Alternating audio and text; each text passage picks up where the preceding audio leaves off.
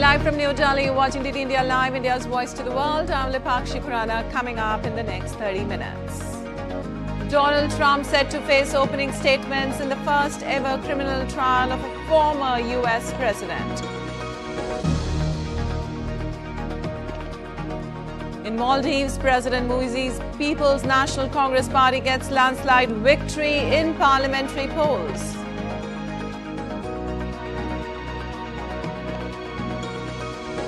And in sports, Team Gukesh becomes the youngest candidate's winner, secures a draw against Hikaru Nakamura in the final round to face the reigning world champion Ding Laren with the crown on the line.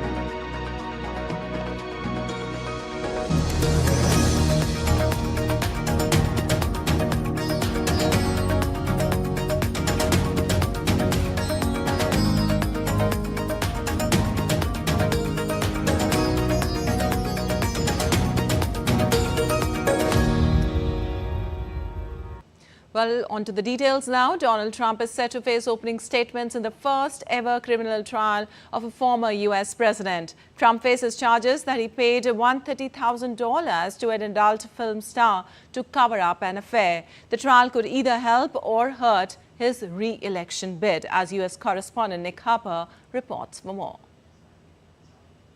We will see the opening statements in this trial against Donald Trump, the first time that the United States has held a criminal trial against a former president.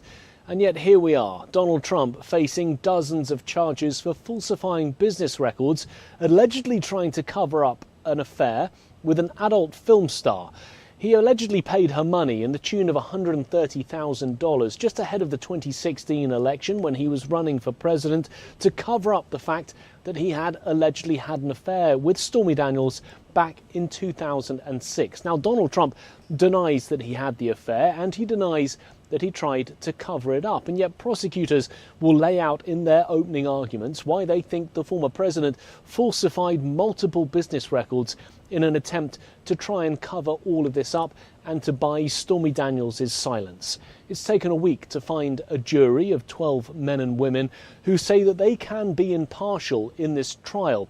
Donald Trump, of course, says not only can he not get a fair trial in the state of New York, where there are many Democrats, he, of course, the former Republican president, but also he says that this is a politically motivated witch hunt.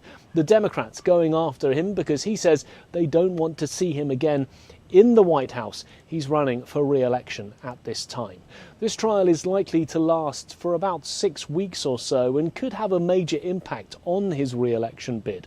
There is, of course, the chance that this will electrify his base, providing an opportunity for them to rally behind the former president to show their support. But of course, if he's convicted, it could turn off many undecided voters who may decide that they do not want to have a convicted criminal as someone in the White House. It will be a fascinating trial that's likely to have many twists and turns and many developments along the way. Nick Harper in Washington, reporting for DD India. Well, the Maldives ruling party, People's National Congress, is set to win a two-thirds majority in Sunday's parliamentary election. Early leads swiftly translated to a decisive majority for the People's National Congress party in Sunday's fragmented race that 6 political parties and several independent groups fought, fielding 368 candidates for the 93 seats in parliament. President Mohammad Muizzi's party is expected to win at least 62 of the 93 parliamentary seats, according to local media, while the main opposition Maldives Democratic Party is projected to take 15 seats.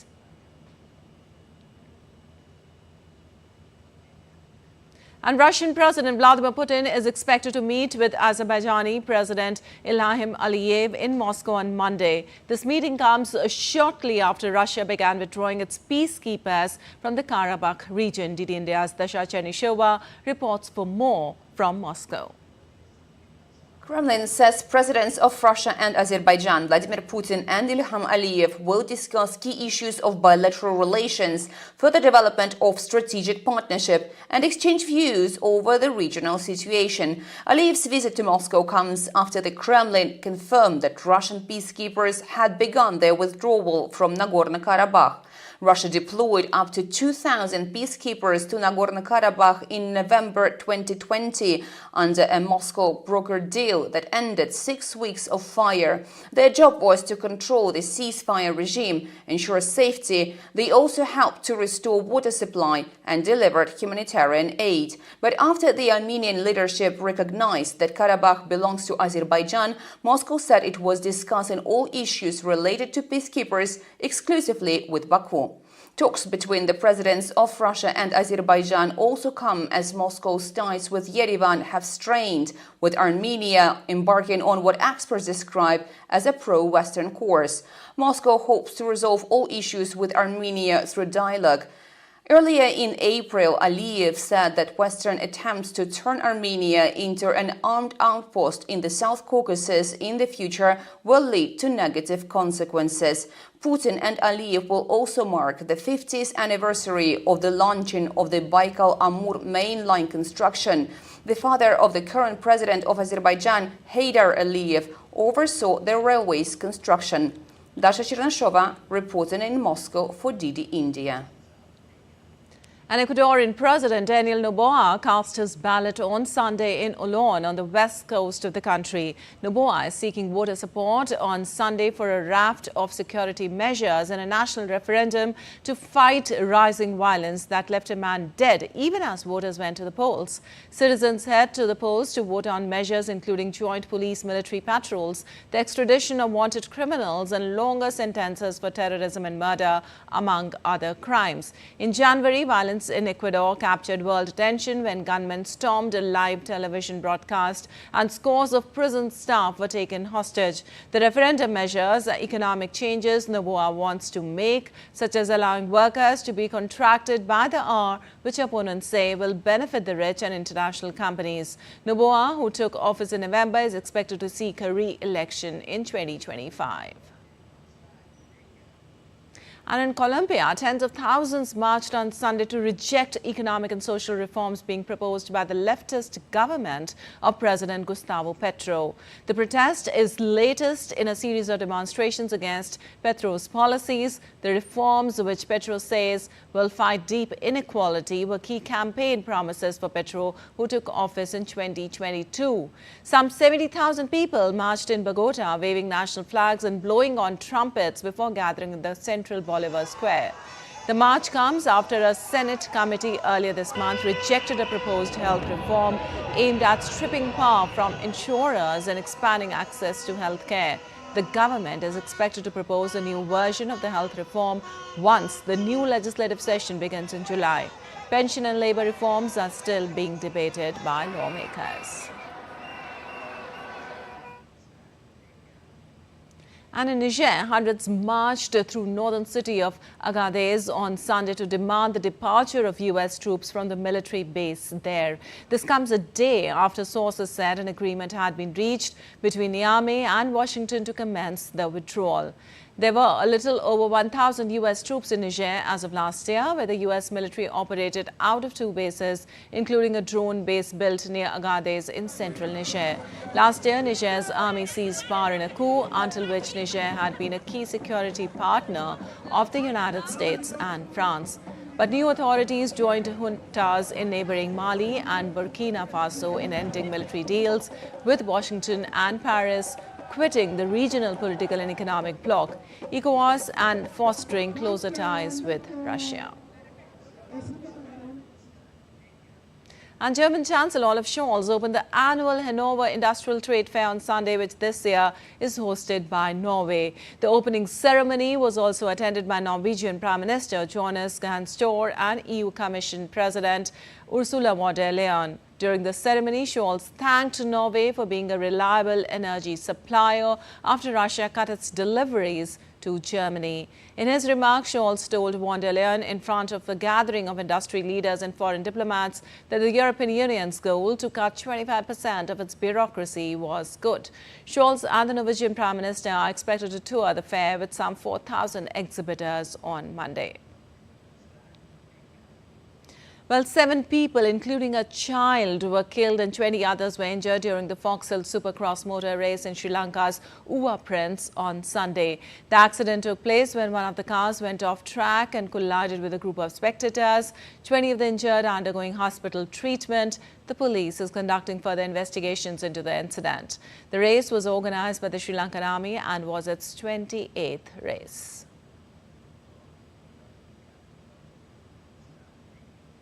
Well, heavy rain struck major rivers, waterways and reservoirs in southeast China, triggering floods and a landslide which forced the government to enact emergency response to protect more than 127 million people. Calling the situation grim, local weather officials said sections of rivers and tributaries are hitting water levels in a rare spike. Weather forecasters are expecting heavy rain through Monday in the southeast provinces of China.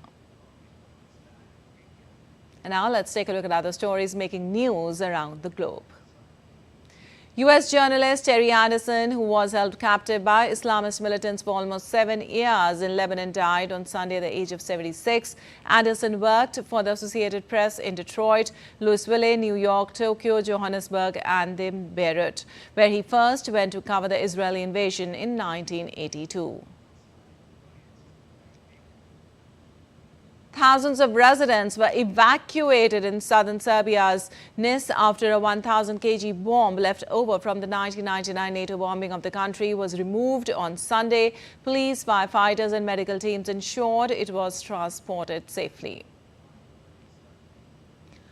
Earth Day is being observed across the world today. The annual event, celebrated since 1970, demonstrates support for environmental protection. The year's theme for Earth Day is Planet versus Plastics. The theme aims to bring attention to the serious issue of plastic pollution and its harmful effect on nature. Also, Hong Kong's ban on single-use plastics takes effect today, marking Earth Day. Hong Kong will launch the first phase that prohibits the sale and distribution of single-use plastics, including straws, cutlery and styrofoam food containers. The second phase, starting in 2025, will ban single-use plastic cups and boxes for takeaway services. And still to come on this edition of DD India Live. Campaigning heats up for the second phase of India's general elections. Leaders of all major political parties to hold rallies to woo the voters. Indian envoy host Sri Ram Janmabhoomi Tirth Kshetra Trust officials discuss ways to develop Ramayana Trail in Sri Lanka.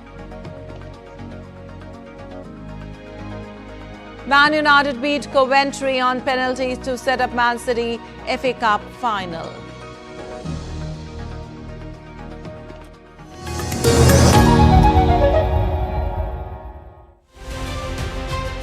As the action shifts to the second phase of general elections, Team Poll Pulse has arrived in the coastal state of Kerala. Thiruvananthapuram is witnessing a blockbuster contest.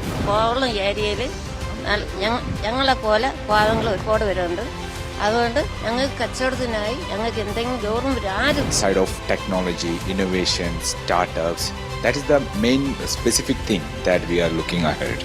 Join us as we track the pulse of Indian democracy. Watch Poll Pulse on DD India.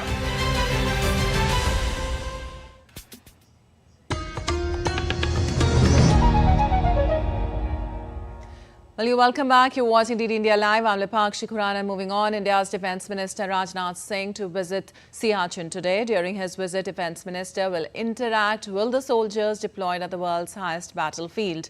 Last week, the Indian Army marked the 40th year of its presence on the strategically significant Siachen Glacier. The Siachen Glacier, at the height of around 20,000 feet in the Karakoram Range, is known as the highest militarized zone in the world, where the soldiers have to battle frostbite and high winds. And let's now get to the latest in the world's largest democratic election in India.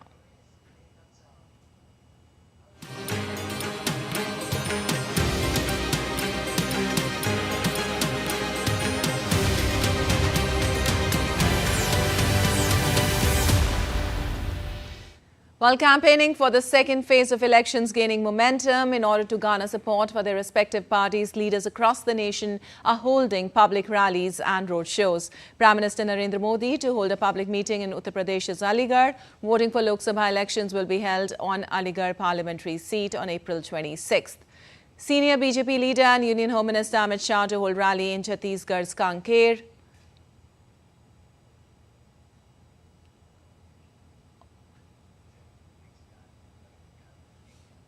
Also, in order to woo voters, political parties holding rallies and roadshows across the nation. Congress President Mallikarjun Kharge to visit Maharashtra and Karnataka, where he will be holding multiple rallies.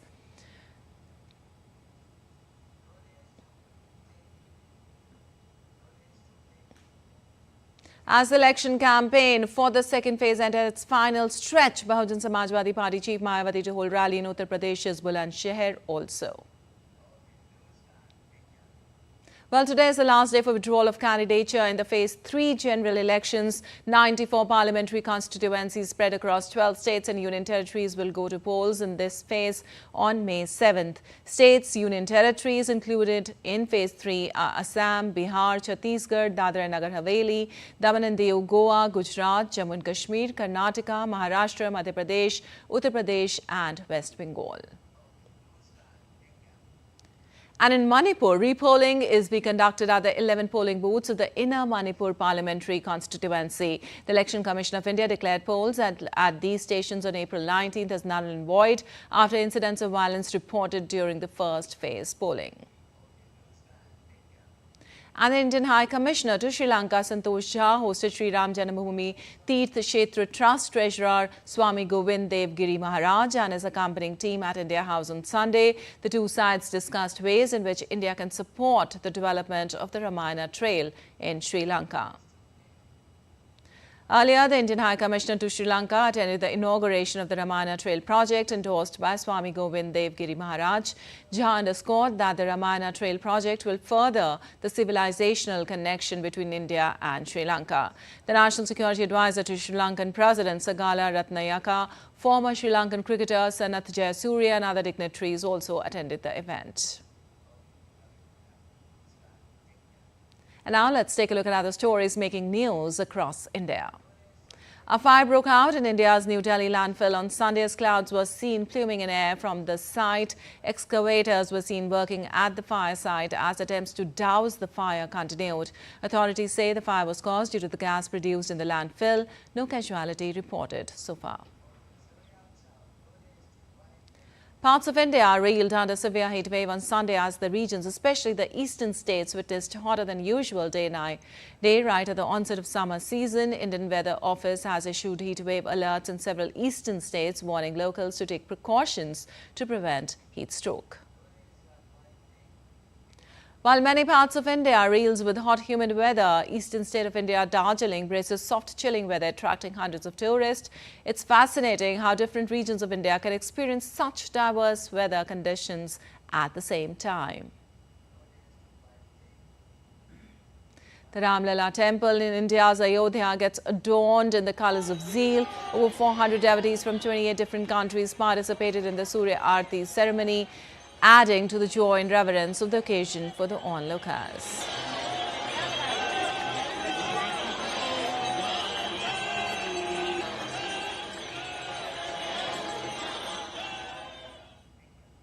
And President of India, Draupadi Murmu, will present the Padma Awards at the Civil Investiture ceremony at Rashtrapati Bhavan in national capital today. President Murmu will confer 5 Padma Vibhushan, 17 Padma Bhushan and 110 Padma Shri awards. 30 of the awardees are women. President Murmu will confer Padma Vibhushan on former Vice President M. Venkaiah Naidu and Bharatnatyam dancer Dr. Padma Subramaniam. Padma Vibhushan Award will be given to Bindeshwar Pathak posthumously. Actor Mithun Chakravarti and singer Usha Utthav will receive the Padma Bhushan Award. The other Padma Bhushan awardees include philanthropist Dr. Sitaram Jindal, cardiologist Dr. Tejas Madhusedan Patel and former Uttar Pradesh Governor Ram Naik.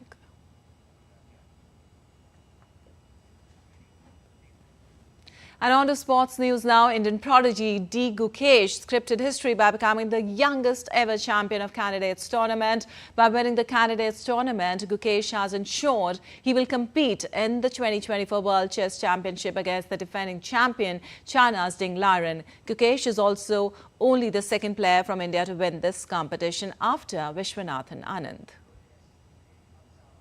Indian chess grandmaster Gukesh's exploits in the FIDE Candidates Tournament have been nothing short of surreal. He has defied expectations, displayed exceptional chess acumen, and showcased steely nerves to checkmate some of the world's best players. His victories against top players are a testament to his talent and unwavering determination. What is your next goal? My most important goal has always been to improve myself as much as I can. And of course, the ultimate goal is to become the best player in the world. So, a chess prodigy, he is the third youngest person to qualify for the title of Grandmaster in March 2019. Not only this, he is the third youngest player to reach a chess rating of 2,700, the youngest to reach a rating of 2,750, and the third youngest to play in a candidates tournament. Gukesh made history at the age of 16 when he became the youngest player ever to defeat the world champion Magnus Carlsen at the AIM Chess Rapid Tournament in 2022. Following his incredible performance, Indian chess grandmaster added another feather to his cap when he officially surpassed Vishwanathan Anand as the top-ranked Indian player in 2023. Born in 2006, the chess prodigy cut his professional teeth at a young age of 7. His fates are not by fluke, as he had set his sights on excellence with unflinching grit. In years to come, he would bring more glory to the country. Sports Desk, DD India. And in football, Manchester United recovered from an astonishing collapse to beat Coventry on penalties in an FA Cup Classic on Sunday, setting up a second straight final against Manchester City. And it's only the second time in the competition's history that the same two teams have reached successive finals, the first sides to do so since 1885. Manchester City, who beat United in the 2023 final, edged Chelsea 1-0 in the other semi-final on Saturday.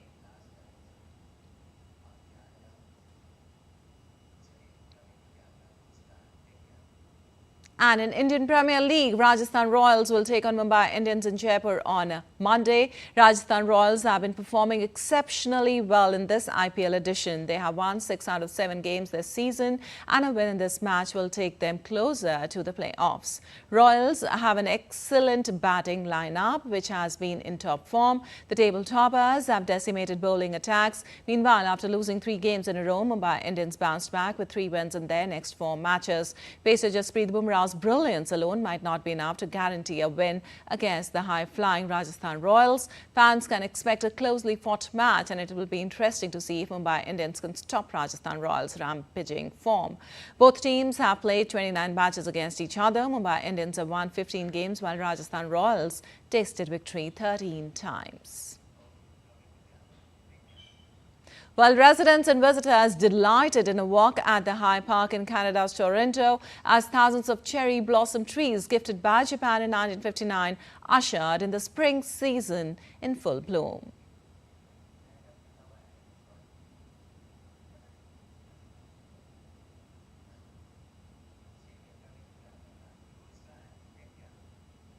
All right, that's all for this edition of DD India Live. Let us know your thoughts on the news of the day. For those on the go, you can get all the latest news and updates from India and across the world on the DD India mobile app. The app is available on both Android and iOS platforms. Scan the QR code on the screen to download now. We'll be back with more news as it breaks here on DD India. I'm Lipakshi Kurana from all of us here in Delhi. Thanks for watching DD India Live.